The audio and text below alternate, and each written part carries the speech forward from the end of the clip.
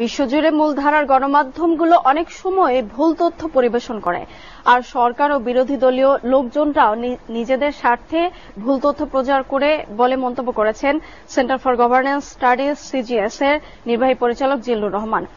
ঢাকার গুলশানে ইএমকে সেন্টারে ভুল তথ্যের বিরুদ্ধে যুদ্ধ শীর্ষ সংবাদ সম্মেলনে তিনি কথা বলেন। জিল্লুর আরো বলেন, অনেক সময় সাংবাদিকদের পক্ষে সত্য ঘটনা তুলে ধরা সম্ভব হয় না। গণমাধ্যমগুলোর মালিক প্রায় রাজনৈতিক দলের স্বার্থে অথবা ব্যবসা বাণিজ্যে প্রভাব ও প্রসারের জন্য সংবাদ মাধ্যম ব্যবহার করেন।